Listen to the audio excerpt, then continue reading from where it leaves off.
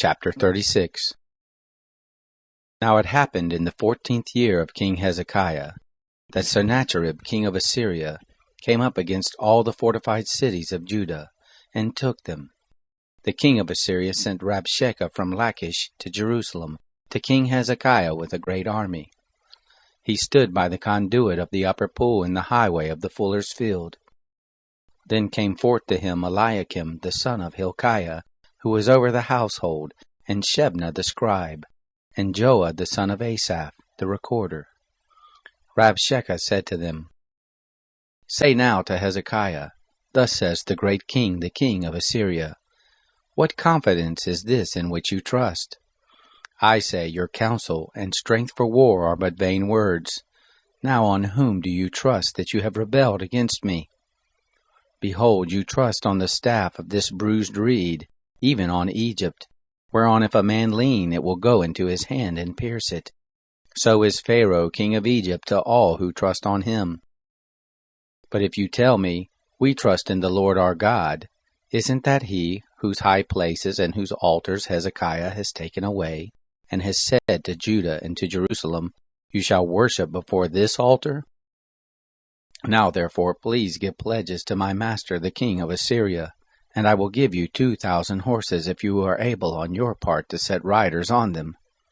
How then can you turn away the face of one captain of the least of my master's servants, and put your trust on Egypt for chariots and for horsemen?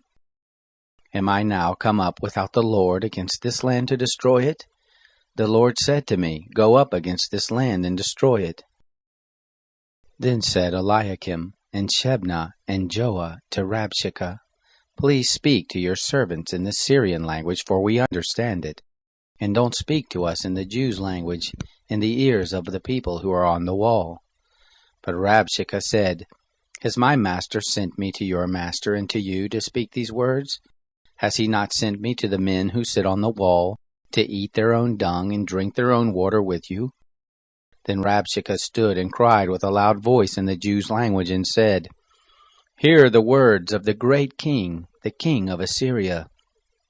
Thus says the king, Don't let Hezekiah deceive you, for he will not be able to deliver you. Neither let Hezekiah make you trust in the Lord, saying, The Lord will surely deliver us. This city shall not be given into the hand of the king of Assyria.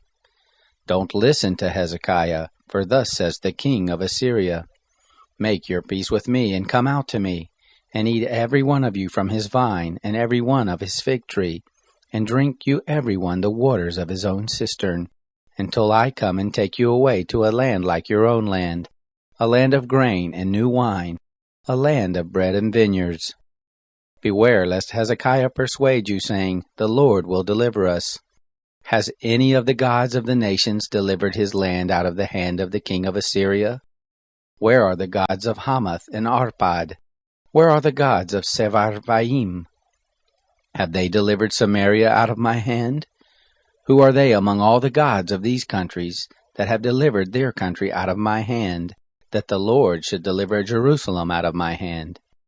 But they held their peace, and answered him not a word, for the king's commandment was, saying, Don't answer him.